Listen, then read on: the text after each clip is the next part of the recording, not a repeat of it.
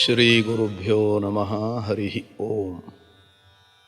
ವಿಜಯೇಂದ್ರ ಸ್ವಾಮಿಗಳು ತಮ್ಮ ಈ ಪಾಪ ವಿಮೋಚನ ಸ್ತೋತ್ರದಲ್ಲಿ ಭೂಮಿಯಲ್ಲಿ ಹುಟ್ಟಿದ ಈ ಜೀವರಾಶಿಗಳು ಯಾವ ರೀತಿಯಲ್ಲಿ ಪಾಪಕರ್ಮಗಳನ್ನು ಮಾಡುತ್ತಾರೆ, ಅದರ ಪರಿಹಾರಕ್ಕಾಗಿ ಹೇಗೆ ಭಗವಂತನಿಗೆ ಶರಣಾಗಬೇಕು, ಅದರಂತೆ ನಮ್ಮ ಶರೀರೇಂದ್ರಿಯಗಳನ್ನು ಯಾವ ರೀತಿ ಅಪವ್ಯಯಗೊಳಿಸದೆ ದೇವರಿಗಾಗಿ ವಿನಿಯೋಗ ಮಾಡಬೇಕು ಅನ್ನೋದನ್ನು ತಿಳಿಸಿದ್ದಾರೆ. ಎಲ್ಲಕ್ಕಿಂತಲೂ ಪ್ರಧಾನವಾದದ್ದು ಮನಸ್ಸು. ಆ ಮನಸ್ಸು ಹೊರಗಿನ ಇಂದ್ರಿಯಗಳ ಮೂಲಕ ಎಲ್ಲ ಕಾರ್ಯಗಳನ್ನು ನಿರ್ವಹಿಸುವಂಥದ್ದು. ಆದ್ದರಿಂದ ಆ ಮನಸ್ಸು ಒಳ್ಳೆಯ ವಿಚಾರಗಳ ಕಡೆ ಹೊರಟರೆ ಇಂದ್ರಿಯಗಳು ತಾನಾಗಿಯೇ ಒಳ್ಳೆಯ ವಿಷಯಗಳ ಕಡೆ ಧಾವಿಸ್ತವೆ. ಆದ್ದರಿಂದ ಮನಸ್ಸನ್ನು ಕೇಂದ್ರೀಕರಿಸಿಕೊಂಡು ವಿಜಯೇಂದ್ರ ಸ್ವಾಮಿಗಳು ಹೇಳ್ತಾರೆ, ಮನಸಾಚ್ಯುತ ಕೃಷ್ಣ ತಾದೃಶೇನಾಪ್ಯನುಚಿಂತೈವ ಭವಂತಮಾತ್ಮ ಭಕ್ತಾನ್ ಭವವಾರಿ ನಿಧೇ ಸುತಾರಯಂತಂ ಭವವಾರ್ಧಿಂ ನೈತರ್ತುಮಸ್ತಿ ಯತ್ನಃ. ಕೃಷ್ಣ, ಯಾವಾಗಲೂ ಭಕ್ತಿಯಿಂದ ನಿನ್ನನ್ನು ಸ್ಮರಣ ಮಾಡಿದರೆ, ನಿನ್ನನ್ನು ಸ್ತೋತ್ರ ಮಾಡಿದರೆ ಈ ಸಂಸಾರ ಸಮುದ್ರವನ್ನು ದಾಟಿ ಪಾರಗಾಣೋದು ಬಹಳ ಸುಲಭ. ಆದರೇನು ಮಾಡೋದು? ಮನಸ್ಸಿಗೆ ಅಂತಹ ಪ್ರೇರಣೆ ದೊರೀತಾ ಇಲ್ಲ. ಹಾಗಾಗಿ ನಿನ್ನನ್ನು ಸ್ಮರಿಸುವ, ನಿನ್ನನ್ನು ಸ್ತೋತ್ರ ಮಾಡುವಂತಹ ಪ್ರೇರಣೆಯನ್ನು ನನಗೆ ನೀನು ನೀಡು. ನೀನೇ ಆ ರೀತಿಯಲ್ಲಿ ಮನಸ್ಸನ್ನು ಪ್ರೇರಿಸಿ ನನ್ನಿಂದ ಸಾಧನೆ ಮಾಡಿಸಬೇಕು. ಸಾಧನೆ ಮಾಡಲಿಕ್ಕೆ ನಾನು ಎಷ್ಟರವನು? ಅಸ್ವತಂತ್ರ. ತೇನ ವಿನ ತೃಣಮಪಿ ನ ಚಲತಿ. ಒಂದು ಹುಲ್ಲು ಕಡ್ಡಿಯೂ ನಿನ್ನ ಪ್ರೇರಣೆ ಇಲ್ಲದೆ ಅಲುಗಾಡಲಾರದು ಅಂದ ಮೇಲೆ ನನ್ನ ಮನಸ್ಸು ಸಾಧನ ಮಾರ್ಗದಲ್ಲಿ ನಿನ್ನ ಪ್ರೇರಣೆ ಇಲ್ಲದೆ ಮಾಡೀತು ಹೇಗೆ? ಆದ್ದರಿಂದ ನೀನೇ ಒಳ್ಳೆಯ ಮನಸ್ಸನ್ನು ನನಗೆ ಪ್ರೇರಿಸು. ಮಮ ಪಾಪಚಯಸ್ಯ ವಾಸುದೇವಾಂತಕಲೋಕಸ್ಥಿತಿರೇವ ಚೇತ್ ಫಲಂತೂ ನ ಸುಖೀ ಸದೃಶೋಸ್ತಿ ಮೇ ತ್ರಿಲೋಕ್ಯಾಂ ಫಲಭಾವೇನ ಮಹತ್ತಮೋಸ್ತಿ ಸಿದ್ಧಂ. ಒಳ್ಳೆಯ ಚಮತ್ಕಾರವಾಗಿ ವಿಜಯೇಂದ್ರ ಸ್ವಾಮಿಗಳು ಹೇಳ್ತಾರೆ, ಸ್ವಾಮಿ, ನಾನು ಪಾಪಗಳನ್ನು ಮಾಡಿದ್ದೇನೆ. ಈ ಪಾಪಗಳಿಂದ ನನಗೆ ಬಿಡುಗಡೆ ಆಗಬೇಕು. ಮಾಡಿದ ಪಾಪಗಳಿಗೆ ನರಕದಲ್ಲಿ ನಾನಾ ವಿಧವಾದ ಶಿಕ್ಷೆಗಳಿದೆ. ಆದರೆ ಯಮಧರ್ಮನಿಂದ ನಿಯಂತ್ರಣಕ್ಕೆ ಒಳಪಟ್ಟ ಆ ನರಕದಲ್ಲಿ ನನಗೆ ಶಿಕ್ಷೆ ಆಗ್ತದೆ ಅಂತಂದರೆ ನನ್ನಷ್ಟು ಸುಖಿ ಇನ್ನೊಬ್ಬ ಇಲ್ಲ, ನನ್ನಷ್ಟು ಭಾಗ್ಯವಂತ ಮತ್ತೊಬ್ಬನಿಲ್ಲ. ಯಾಕೆ ನರಕದಲ್ಲಿ ಶಿಕ್ಷೆ ಅನುಭವಿಸೋದು ಒಂದು ಸುಖ, ಒಂದು ಭಾಗ್ಯ ಅಂತ ಯಾಕೆ ಅನುಸಂಧಾನ ಮಾಡಲಿಕ್ಕೆ ಹೇಳ್ತಾರೆ ವಿಜಯೇಂದ್ರ ಸ್ವಾಮಿಗಳು ಅಂದರೆ, ಪಾಪ ಮಾಡಿದ ಮೇಲೆ ಆ ಪಾಪಗಳ ಫಲವನ್ನು ಈ ಜನ್ಮದಲ್ಲೋ ನರಕದಲ್ಲೋ ಮುಂದಿನ ಜನ್ಮದಲ್ಲೋ ಅನುಭವಿಸಲೇಬೇಕು. ಅದರಿಂದ ತಪ್ಪಿಸಿಕೊಳ್ಳಿಕ್ಕಂತೂ ಯಾರಿಂದಲೂ ಸಾಧ್ಯ ಇಲ್ಲ. ಆದ್ದರಿಂದ ಪಾಪದ ಫಲವಾಗಿ ನರಕದಲ್ಲಿ ನಾನು ದುಃಖವನ್ನು ಅನುಭವಿಸ್ತೇನೆ ಅಂತಂದರೆ ಒಂದೊಂದಾಗಿ ನನ್ನ ಪಾಪ ಪರಿಹಾರ ಆಗ್ತಾ ಇದೆ ಅಂತ ಅರ್ಥ. ಹಾಗಾಗಿ ಶಿಕ್ಷೆ ಅನ್ನೋದು ಯಾವತ್ತೂ ಕೂಡ ನಾವು ಮಾಡಿದ ಪಾಪದಿಂದ ನಾವು ಶುದ್ಧರಾಗಲಿಕ್ಕೆ, ಶುಚಿಯಾಗಲಿಕ್ಕೆ, ಪಾಪ ಮುಕ್ತರಾಗಲಿಕ್ಕಿರೋ ಒಂದು ಒಳ್ಳೆಯ ಅವಕಾಶ. ಆದ್ದರಿಂದ ನರಕದಲ್ಲಿ ನನಗೆ ಶಿಕ್ಷೆ ಆಗ್ತದೆ ಅಂತಂದರೆ ಪಾಪದಿಂದ ಮುಕ್ತನಾಗಿ ಶುದ್ಧನಾಗೋದಕ್ಕೆ ನನಗೊಂದು ಅವಕಾಶ ಸಿಕ್ಕಿದೆ. ಇದನ್ನೇ ಒಂದು ದೊಡ್ಡ ಸೌಭಾಗ್ಯ ಅಂತ ಭಾವಿಸ್ತೇನೆ ಅಂತ ನಮಗೆ ಅನುಸಂಧಾನ ಮಾಡೋದಕ್ಕೆ ತಿಳಿಸುವ ಮೂಲಕ ನರಕ ಯಾತನೆಯನ್ನು ಯಾವ ರೀತಿ ಒಳ್ಳೆಯ ರೀತಿಯಿಂದ ಅನುಸಂಧಾನ ಮಾಡಿಕೊಡಬೇಕು ಅನ್ನೋದನ್ನು, ಅದು ದೇವರು ಕೊಟ್ಟ ಪ್ರಸಾದವೇ ಅನ್ನುವಂತೆ, ಅದು ನಮ್ಮ ಒಳ್ಳೆಯದಕ್ಕಾಗಿಯೇ ಕೊಟ್ಟದ್ದು ಅನ್ನುವ ಅನುಸಂಧಾನವನ್ನು ವಿಜಯೇಂದ್ರ ಸ್ವಾಮಿಗಳು ನಮಗೆ ತಂದು ಕೊಡುತ್ತಾರೆ. ಅದರ ಜೊತೆಗೆ ಮತ್ತೂ ಚಮತ್ಕಾರವಾಗಿ ವಿಜಯೇಂದ್ರ ಸ್ವಾಮಿಗಳು ಹೇಳ್ತಾರೆ, ನ ಸುಖಾನುಭವಾಯ ಪಾಪಕರ್ಮಾಣಿ ಅಹಮೀಶಾನುದಿನಂ ತನೋಮಿ ಕಿಂತು ಅಘನಾಶ ಯಶಃ ಪರೀಕ್ಷಣಾರ್ಥಂ ತವ ನಾಮ್ನಾಂ ಅನುತಾಪಸಿದ್ಧಯೈವ. ನಾನು ಪ್ರತಿದಿನದಲ್ಲೂ ಪಾಪಗಳನ್ನು ಮಾಡ್ತಾ ಇದ್ದೇನೆ. ಯಾಕೆ ಪಾಪ ಮಾಡ್ತಾ ಇದ್ದೇನೆ? ಆ ಪಾಪಕರ್ಮಗಳ ಮೂಲಕ ಸುಖವಾಗಿರಬೇಕು ಅಂತ ಸುಖಾನುಭವಕ್ಕೋಸ್ಕರ ನಾನು ಪಾಪಕರ್ಮಗಳನ್ನು ಮಾಡ್ತಾ ಇಲ್ಲ. ಅದರ ಬದಲು ನಾನು ಎಷ್ಟೆಷ್ಟು ಪಾಪ ಮಾಡ್ತೇನೆ, ನೀನು ಪಾಪ ಪರಿಹಾರ ಮಾಡತಕ್ಕಂತಹ ದೊಡ್ಡ ಶಕ್ತಿ ನೀನು. ಆದ್ದರಿಂದ ನಿನ್ನ ಪಾಪ ಪರಿಹಾರ ಮಾಡೋ ಶಕ್ತಿ ನಿನಗೆ ಎಷ್ಟಿದೆ ಅಂತ ಪರೀಕ್ಷೆ ಮಾಡೋದಕ್ಕೆ ನಾನು ಪಾಪಗಳನ್ನು ಮಾಡ್ತಾ ಇದ್ದೇನೆ. ಇದರಿಂದ ಗೊತ್ತಾಗತ್ತೆ, ಎಷ್ಟೇ ಪಾಪಗಳನ್ನು ಮಾಡಿದರೂ ಕೂಡ ಆ ಪಾಪ ಪರಿಹಾರ ಮಾಡುವಂತಹ ಶಕ್ತಿ ಭಗವಂತನಲ್ಲಿ ಇದ್ದೇ ಇದೆ. ಶ್ರೀಮದಾಚಾರ್ಯರು ಕೃಷ್ಣಾಮೃತ ಮಹಾರ್ಣವದಲ್ಲಿ ವರ್ಣನೆ ಮಾಡುವಾಗ ಹೇಳ್ತಾರೆ, ತಾವತ್ ಕರ್ತುಂ ನ ಶಕ್ನೋತಿ ಪಾತಕಂ ಪಾತಕೀ ಜನಃ. ನಾಮ್ನೋಸ್ತಿ ಯಾವತಿ ಶಕ್ತಿ ಪಾಪ ನಿರ್ಹರಣೆ ಹರೇ. ಪರಮಾತ್ಮನ ನಾಮೋಚ್ಚಾರಣೆಗಳಿಗೆ ಪಾಪ ಪರಿಹಾರ ಮಾಡೋ ಶಕ್ತಿ ಎಷ್ಟಿದೆ ಅಂದರೆ, ಎಷ್ಟು ಜನ್ಮಗಳನ್ನು ಎತ್ತಿದರೂ ಅಷ್ಟು ಪಾಪಗಳನ್ನು ಮಾಡಲಿಕ್ಕೆ ನಿಮ್ಮಿಂದ ಸಾಧ್ಯ ಇಲ್ಲ. ಅಷ್ಟು ಪಾಪಗಳನ್ನು ಪರಿಹಾರ ಮಾಡುವ ಶಕ್ತಿ ಪರಮಾತ್ಮನಿಗಿದೆ, ಅವನ ನಾಮಗಳಿಗಿದೆ. ಆದ್ದರಿಂದ ನಿನ್ನ ಪಾಪ ಪರಿಹಾರಕ ಶಕ್ತಿ ಎಷ್ಟಿದೆ ಅಂತ ಪರೀಕ್ಷೆ ಮಾಡೋಣ ಅಂತ ನಾನು ಪಾಪ ಮಾಡ್ತಾ ಇದ್ದೀನಿ ಹೊರತು ಸುಖಭೋಗದಿಂದಿರಬೇಕು ಅನ್ನೋದಕ್ಕೆ ನಾನು ಪಾಪ ಮಾಡ್ತಾ ಇಲ್ಲ ಅಂತ. ಮಾಡುವ ಪಾಪವೂ ಕೂಡ ಇದು ಒಂದರ್ಥದಲ್ಲಿ ಭಗವಂತನ ಕೀರ್ತಿಯನ್ನು ಪ್ರಕಟಗೊಳಿಸೋದಕ್ಕಾಗಿ ಇದೆ ಅನ್ನುವ ರೀತಿಯ ಚಿಂತನೆಯನ್ನು ವಿಜೇಂದ್ರ ಸ್ವಾಮಿಗಳು ನಮಗೆ ಕೊಡ್ತಾ ಇದ್ದಾರೆ. ಆ ಮೂಲಕ ಪರಮಾತ್ಮನ ಪಾಪ ಪರಿಹಾರಕ ಶಕ್ತಿಯ ಮಹತ್ವ ಏನು ಅನ್ನೋದನ್ನು ತೋರಿಸಿದ್ದಾರೆ. ಅದರಂತೆ ನಿಜವಾಸ ಋಷಾ ಪ್ರದಾತುಮಾರ್ತಿಂ ಹ್ಯಧಿಕಾಂ ಪಾಪ ನಿಯಾಮಕೋ ಅಸುರೇಭ್ಯ ಅಶುಭಾನ್ಯಪಿ ಕಾರಯನ್ಮಯಾ ತ್ವಂ ರಮಸೆ ಸರ್ವ ನಿಯಾಮಕೇತಿ ವಿಭಾಸಿ. ಪರಮಾತ್ಮ ಯಾಕೆ ಈ ಪಾಪಗಳನ್ನು ಮಾಡಿಸ್ತಾನೆ ನಮ್ಮಿಂದ ಅಂತಂದರೆ, ಶಾಸ್ತ್ರೀಯವಾದ ಒಂದು ಚಿಂತನೆಯನ್ನು ಇಲ್ಲಿ ಅನುಸಂಧಾನ ಮಾಡ್ತಾರೆ. ಏನು ಅಂದರೆ, ನಮ್ಮ ಶರೀರದಲ್ಲಿ ತತ್ವಾಭಿಮಾನಿಗಳಾದ ದೇವತೆಗಳಿರುವಂತೆ ತತ್ವಾಭಿಮಾನಿಗಳಾದಂತಹ ಅಸುರರೂ ಕೂಡ ಇರ್ತಾರೆ. ಆದ್ದರಿಂದ ನಾವು ಮಾಡಿದ ಪಾಪಗಳನ್ನು ಎಲ್ಲವನ್ನೂ ನಮಗೆ ಅನುಭವಿಸೋದಕ್ಕೆ ಕೊಟ್ಟರೆ ಬದುಕಿನಲ್ಲಿ ನಾವು ಮೇಲೆ ಏಳಲಿಕ್ಕೆ ಸಾಧ್ಯ ಇಲ್ಲ. ಆದ್ದರಿಂದ ಪರಮಾತ್ಮ ನಾವು ಮಾಡಿದ ಪಾಪಕರ್ಮಗಳ ಫಲವನ್ನು, ಬಹುಭಾಗವನ್ನು ನಮ್ಮ ಶರೀರದಲ್ಲಿದ್ದು, ನಮ್ಮ ಇಂದ್ರಿಯಗಳಲ್ಲಿದ್ದು, ನಮ್ಮನ್ನು ಪಾಪಕರ್ಮಗಳಲ್ಲಿ ಪ್ರೇರಿಸಿದಂತಹ ಯಾವ ಅಸುರರಿದ್ದಾರೆ, ಅಸುರರಿಗೆ ಪಾಪಕರ್ಮದ ಬಹುಭಾಗವನ್ನು ಹಂಚಿ ಸ್ವಲ್ಪ ಮಾತ್ರ ಆ ಪಾಪ ಫಲವನ್ನು ನಮಗೆ ಕೊಡ್ತಾನೆ. ಆದ್ದರಿಂದ ಪಾಪ ಕರ್ಮಗಳಿಗೆ ಪ್ರೇರಕರಾದ ರಾಕ್ಷಸರಿಗೆ, ಅಸುರರಿಗೆ ಪಾಪದ ಫಲವಾಗಿ ದುಃಖವನ್ನು ಹೆಚ್ಚು ಕೊಡೋಣ ಅನ್ನೋದಕ್ಕೆ ನಮ್ಮಿಂದ ಪಾಪಕರ್ಮಗಳನ್ನು ಪರಮಾತ್ಮ ಮಾಡಿಸ್ತಾ ಇದ್ದಾನೆ. ಆದ್ದರಿಂದ ಪಾಪಕರ್ಮವನ್ನು ನಾವು ತಿಳಿದೋ ತಿಳಿಯದೋ, ಒತ್ತಡಕ್ಕೆ ಸಿಲುಕಿಯೋ ಏನೇ ಮಾಡಿದಾಗಲೂ ಕೂಡ ಇದು ಒಂದರ್ಥದಲ್ಲಿ ನಮ್ಮ ಶರೀರದಲ್ಲಿರೋ ತತ್ವಾಭಿಮಾನಿ ಅಸುರರಿಗೆ ಪಾಪಕರ್ಮದ ಫಲ ಕೊಟ್ಟು ಅವರನ್ನು ಮತ್ತಿಷ್ಟೂ ದುಃಖಪಡಿಸೋದಕ್ಕಾಗಿ ಪರಮಾತ್ಮ ಮಾಡಿಸ್ತಾ ಇದ್ದಾನೆ.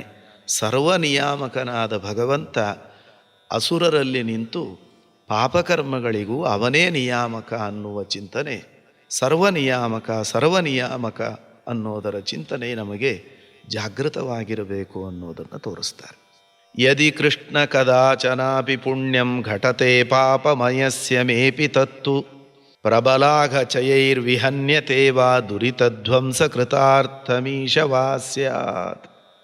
ನಾನು ಯಾಕೆ ಯಾವಾಗಲೂ ಪುಣ್ಯ ಮಾಡ್ತಾ ಇಲ್ಲ, ದೇವರು ಯಾಕೆ ನನ್ನಿಂದ ಮಾಡಿಸ್ತಾ ಇಲ್ಲ, ಹೆಚ್ಚು ಪಾಪನೇ ಯಾಕೆ ಮಾಡಿಸ್ತಿದ್ದಾನೆ ಅಂದರೆ, ದೇವರಿಗೆ ನನ್ನ ಮೇಲೆ ಒಂದು ಕರುಣೆ. ಈ ಬೇಕಾದಷ್ಟು ಪುಣ್ಯಗಳನ್ನು ಮಾಡಿ ಯಾವುದೋ ಒಂದು ಸಮಯದಲ್ಲಿ ಒಂದು ಪ್ರಬಲವಾದ ಪಾಪ ಆ ಪುಣ್ಯವನ್ನೆಲ್ಲ ನಾಶ ಮಾಡಿಬಿಡ್ತದೆ. ಅಲ್ಲಿಗೇನಾಯಿತು, ಇಷ್ಟು ದಿನ ಮಾಡಿದಂತಹ ಪುಣ್ಯ ಎಲ್ಲ ವ್ಯರ್ಥ ಅನ್ನೋ ಹಾಗಾಗಿ ಬಿಡ್ತದೆ.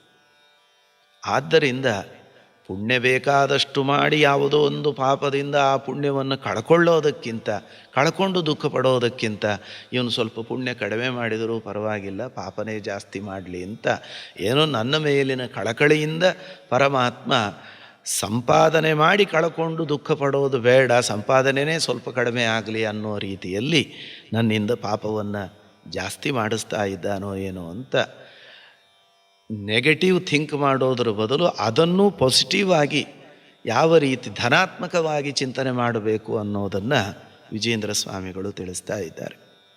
ಅದರ ಜೊತೆಗೆ ತದಿಹೋ ಭಯತಶ್ಚ ಪುಣ್ಯಮೂರ್ತೆ ಸುಕೃತನ್ನೋ ಘಟತೆ ಮನಾಗಪೀಶ ವದಮೇ ಪುರತಸ್ತತೀವ ಭೀರೋಹೋ ಭಗವನ್ ಕಾಲ ಭಯಾಪ ಹರ್ತೃಪಾಯಂ. ಆ ಪರಮಾತ್ಮನನ್ನು ಪ್ರಾರ್ಥನೆ ಮಾಡ್ತಾ, ಪಾಪಗಳು ನನ್ನ ಪುಣ್ಯವನ್ನೇ ಸಂಪೂರ್ಣ ನಾಶ ಮಾಡುವಂತಹ ಸಂಭವ ಇರೋದರಿಂದ, ಅಥವಾ ಕೆಲವೊಮ್ಮೆ ಅಹಂಕಾರಕ್ಕೆ ಒಳಗಾಗಿ ನಾವು ಪುಣ್ಯಕರ್ಮಗಳನ್ನು ಮಾಡಿದರೂ ಅದು ಪಾಪ ಆಗಿಬಿಡುತ್ತದೆ.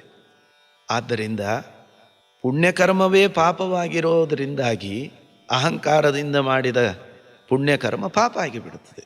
ಆದ್ದರಿಂದ ನಾನು ಪುಣ್ಯ ವಿಹೀನನಾಗಿ ಬಿಟ್ಟಿದ್ದೇನೆ.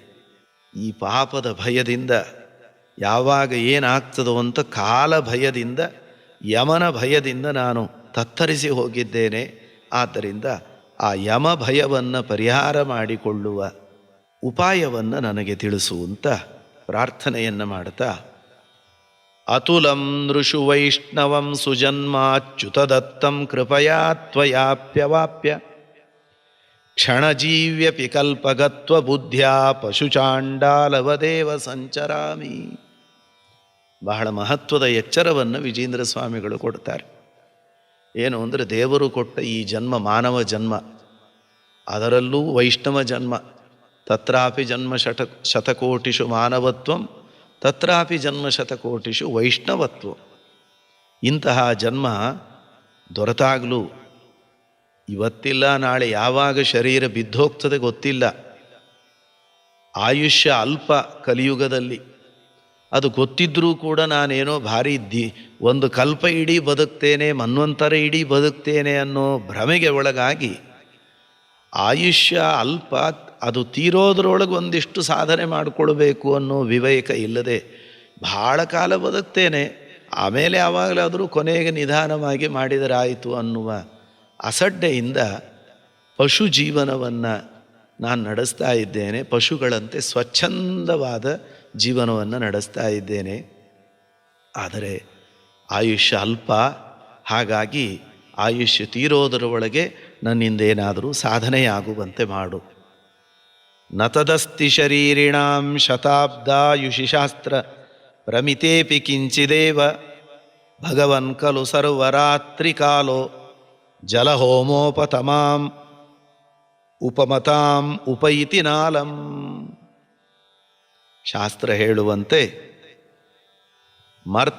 ಮರಣಶೀಲನಾದಂತಹ ಈ ಮನುಷ್ಯನಿಗೆ ಆಯುಷ್ಯ ಅನ್ನೋದು ಯಾವಾಗಲೂ ಕೂಡ ಅಲ್ಪ. 100 ವರ್ಷ ಆಯುಷ್ಯ, ಶತಾಯುರ್ವೈ ಪುರುಷ ಅಂತ ಶ್ರುತಿ ಹೇಳ್ತದೆ. ಅದರ ಜೊತೆಗೆ 116 ವರ್ಷ ಅಂತ ಶಾಸ್ತ್ರ ವರ್ಣನೆ ಮಾಡಿದರೂ ಕೂಡ ಆ ಶತಾಯುಷ್ಯ ಅನ್ನೋದು ಎಲ್ಲರಿಗೂ ಸಿಗೋದಿಲ್ಲ. ಪೂರ್ಣ ಆಯುಷ್ಯ ಅನ್ನೋದು ಸಿಗೋದಿಲ್ಲ ಎಲ್ರಿಗೂ. ಅದರಲ್ಲೂ ಕಲಿಯುಗದ ಜನರಿಗೆ ಪೂರ್ಣ ಆಯುಷ್ಯ ಅನ್ನೋದು ಸಿಗೋದು ಬಹಳ ಅಪರೂಪ.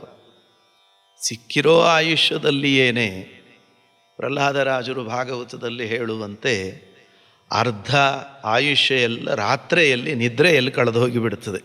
ಇನ್ನುಳಿದ 20 ವರ್ಷ ಬಾಲ್ಯದಲ್ಲಿ ಆಟಗಳಲ್ಲಿ ಕಳೆದು ಹೋಗುತ್ತೆ. ಕೊನೆ 20 ವರ್ಷ ವೃದ್ಧಾಪ್ಯದಲ್ಲಿ ಕಳೆದು ಹೋಗುತ್ತೆ. ಉಳಿದ ಮಧ್ಯದ ತಾರುಣ್ಯದ 20 ವರ್ಷ ಸುಖಭೋಗದಲ್ಲೇ ಮುಳುಗಿಬಿಟ್ರೆ ಆವಾಗ ಸಾಧನೆ ಯಾವಾಗ? ಆದ್ದರಿಂದ ದ್ವಿದಶಾಬ್ದಯುಗಂ ದಿವಾಪಿ ಪೂರ್ವೋತ್ತರಮೀಶ ಸ್ಥವಿರತ್ವ ಶೈಶವಾಭ್ಯಾಂ ಸಮಯಂ ಪ್ರಣಯಾಮಿ ಸರ್ವರೋಗೈ ಬಹುಲೀಲಾಭಿರಪಿ ಪ್ರಮೂಢ ಬುದ್ಧ್ಯಾ. ಬಾಲ್ಯದಲ್ಲಿ ಆಟ, ವೃದ್ಧಾಪ್ಯದಲ್ಲಿ ರೋಗ ಮುಂತಾದವುಗಳಿಂದ ಕಳೆದು ಹೋಗಿಬಿಡುತ್ತದೆ.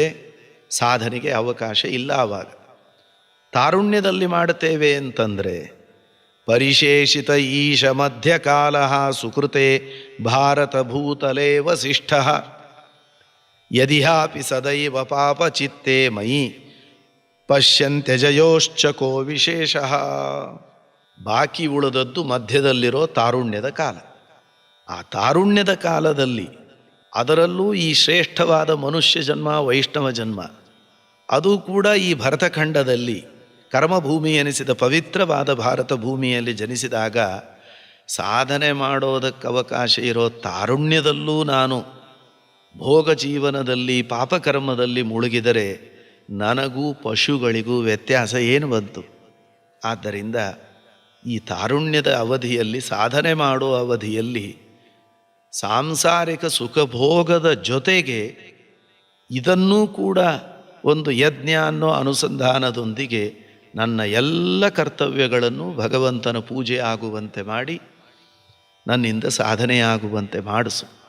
ಯಾಕೆಂದರೆ ಇಹ ಭಾರತ ಭೂತಲೇತಿ ಪುಣ್ಯೇ ದ್ರವಿಣ ಸ್ತ್ರೀ ಸುತಪೂರ್ವಕೇಶು ಮಾಯಾಂ ಅಲಮೇಕ ದಿನಂ ವಿಮುಚ್ಯವಾಮೆ ತವ ಪಾದಾಬ್ಜರತಿಂ ಪ್ರದೇಹಿ ದೇಹಿ.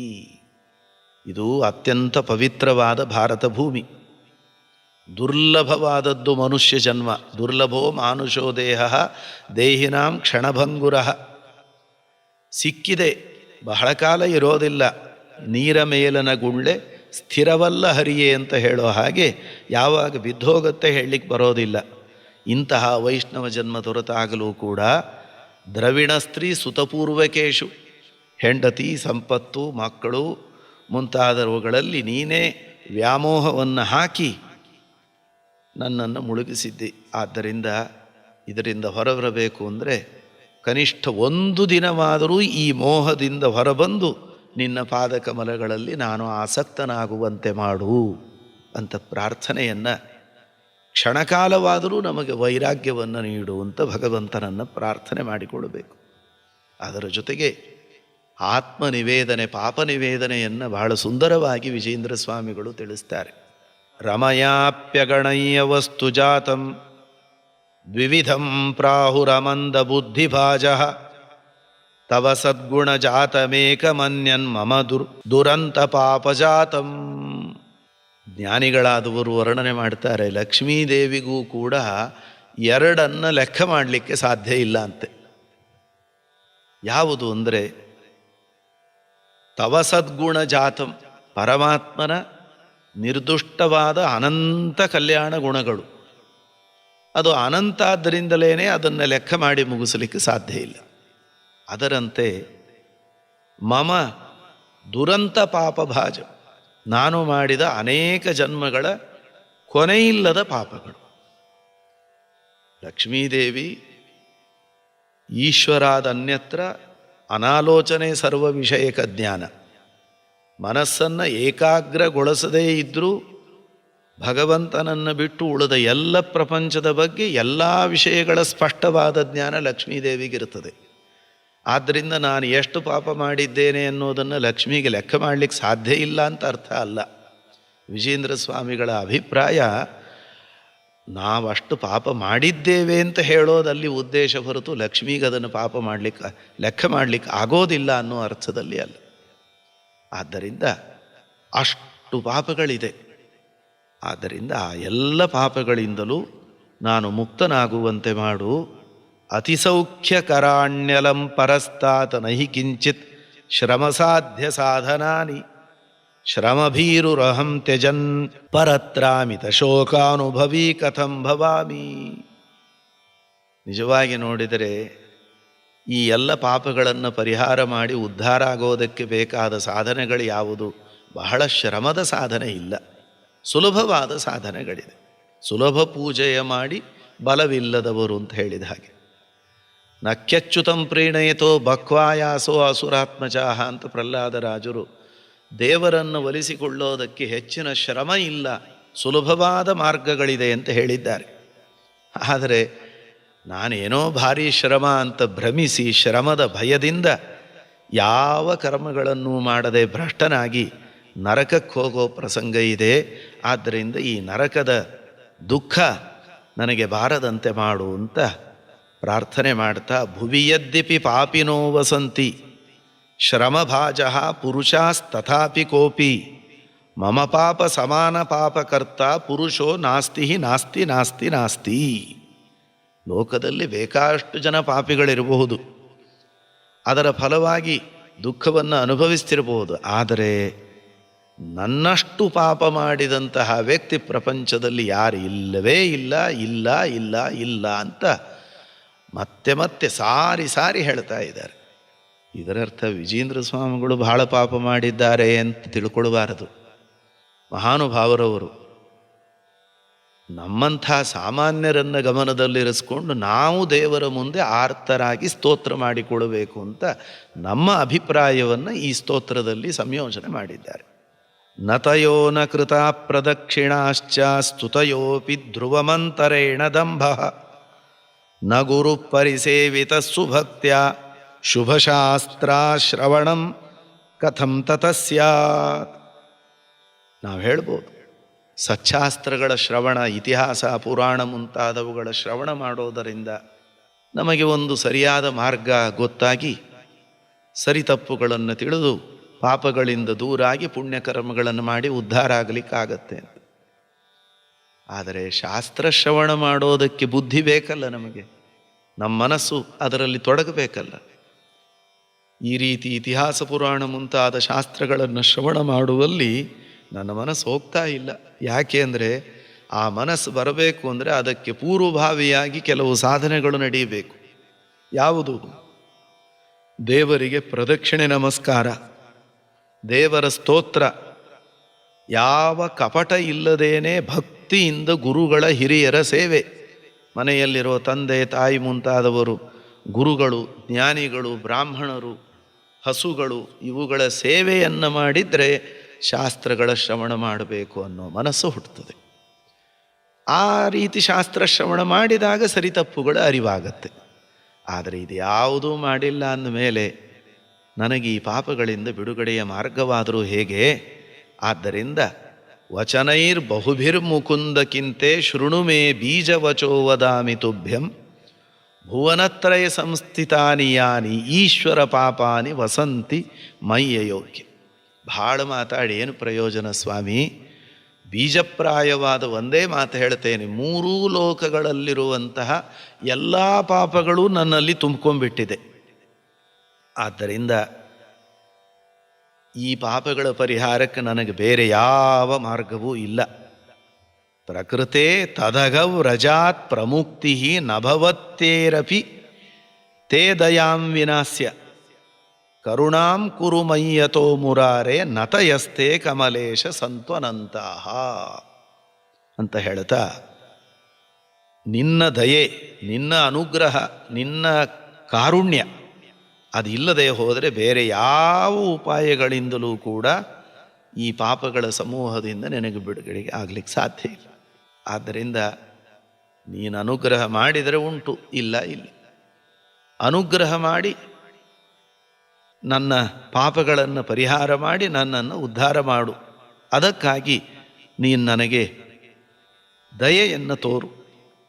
ಸಂತು ಅನಂತಾಹ ನತಯ, ಪದೇ ಪದೇ ನಿನ್ನನ್ನು ಸ್ತೋತ್ರ ಮಾಡ್ತೇನೆ, ಪದೇ ಪದೇ ನಿನಗೆ ನಮಸ್ಕಾರ ಮಾಡ್ತೇನೆ. ನಿನಗೆ ನಮಸ್ಕಾರ ಮಾಡೋದೊಂದು ಬಿಟ್ಟು ಬೇರೆ ಏನೂ ನನಗೆ ಬರೋದಿಲ್ಲ. ಭೂಯಿಷ್ಠಾಂತೆ ನಮ ಮುಕ್ತಿಂ ವಿಧೇಮ ಅನ್ನುವಂತೆ ನಿನಗೆ ನಮಸ್ಕಾರ ಮಾಡ್ತೇನೆ. ಅಷ್ಟಕ್ಕೆ ನನ್ನ ಎಲ್ಲ ತಪ್ಪುಗಳನ್ನು ಹೊಟ್ಟೆಯಲ್ಲಿ ಹಾಕ್ಕೊಂಡು ನನ್ನ ಮೇಲೆ ಕರುಣೆಯನ್ನು ಹರಿಸಿ ಈ ಪಾಪಗಳಿಂದ, ದುಃಖದಿಂದ ನನ್ನನ್ನು ಮುಕ್ತನನ್ನಾಗಿ ಮಾಡುವಂತ ನಾವು ಹೇಗೆ ಭಗವಂತನಿಗೆ ಶರಣಾಗಿ ಆರ್ತರಾಗಿ ಪ್ರಾರ್ಥನೆ ಮಾಡಬೇಕು ಅನ್ನೋದನ್ನು ನಮ್ಮ ಪರವಾಗಿ ನಮ್ಮ ಸ್ಥಾನದಲ್ಲಿ ನಿಂತು ವಿಜೇಂದ್ರ ಸ್ವಾಮಿಗಳು ಈ ಸ್ತೋತ್ರದಲ್ಲಿ ವರ್ಣನೆಯನ್ನು ಮಾಡಿದ್ದಾರೆ. ಆದ್ದರಿಂದ ಇಲ್ಲೆಲ್ಲ ಅನೇಕ ಸಂದರ್ಭಗಳಲ್ಲಿ ವಿಜೇಂದ್ರ ಸ್ವಾಮಿಗಳು ನಾನು ನಾನು ಅಂತ ಹೇಳಿದ್ದಾರೆ ಅಂತ ಅವರೇ ಈ ಎಲ್ಲ ಪಾಪ ಮಾಡಿದ್ದಾರೆ ಅಂತ ಮಾತ್ರ ಭ್ರಮಿಸಬಾರದು. ನಮ್ಮ ಪರವಾಗಿ ಮಾಡಿದ ಸ್ತೋತ್ರ. ಆ ರೀತಿಯಲ್ಲಿ ವಿಜೇಂದ್ರ ಯತೀಶ್ವರೋ ವ್ಯತಾನೀತ್ ಸ್ತುತಿಮೇತಾಂ ದುರಿತಾಪಹಂ ಮುರಾರೇಹೇ ಪರಮಾದರತ ಸತಾ ಪಠೇದ್ಯೋ ನಿಖಿಲೈ ಪಾಪಚಯೇರ್ಭವೇತ್ಸ ಮುಕ್ತಃ ಅಂತ ಎಲ್ಲ ಪಾಪಗಳ ಪರಿಹಾರವಾಗಬೇಕು ಅನ್ನೋದಕ್ಕೋಸ್ಕರವೇ ವಿಜಯೇಂದ್ರ ಸ್ವಾಮಿಗಳು ಈ ಸ್ತೋತ್ರವನ್ನು ರಚನೆ ಮಾಡಿರುವಂಥದ್ದು. ಆದ್ದರಿಂದ ಯಾರು ಈ ಸ್ತೋತ್ರವನ್ನು ಯಾಂತ್ರಿಕವಾಗಿ ಪಠನೆ ಮಾಡದೆ ಆದರಪೂರ್ವಕ, ಭಕ್ತಿಪೂರ್ವಕ, ಆದರ ಅಂದರೆ ಆದರೋ ಭಜನಂ ಭಕ್ತಿ ಅಂತ ಭಕ್ತಿಪೂರ್ವಕವಾಗಿ ಸ್ತೋತ್ರ ಮಾಡ್ತಾರೆ, ಅವರನ್ನು ಎಲ್ಲ ಪಾಪಗಳಿಂದಲೂ ಪರಮಾತ್ಮ ಮುಕ್ತಗೊಳಿಸ್ತಾನೆ ಅಂತ ವಿಜಯೇಂದ್ರ ಸ್ವಾಮಿಗಳು ಕೊನೆಯಲ್ಲಿ ತಾವು ರಚನೆ ಮಾಡಿದಂತಹ ಈ ಪಾಪ ವಿಮೋಚನ ಸ್ತೋತ್ರದ ಫಲಶ್ರುತಿಯನ್ನು ವರ್ಣನೆ ಮಾಡಿದ್ದನ್ನು ನಾವು ನೋಡುವಾಗ ಎಂಥ ಒಂದು ದೊಡ್ಡ ಅನುಗ್ರಹವನ್ನು ಅಪರೋಕ್ಷ ಜ್ಞಾನಿಗಳಲ್ಲಿ ಶ್ರೇಷ್ಠರಾದಂತಹ ವಿಜಯೇಂದ್ರ ಸ್ವಾಮಿಗಳವರು ನಮ್ಮ ಮೇಲೆ ಮಾಡಿದ್ದಾರೆ.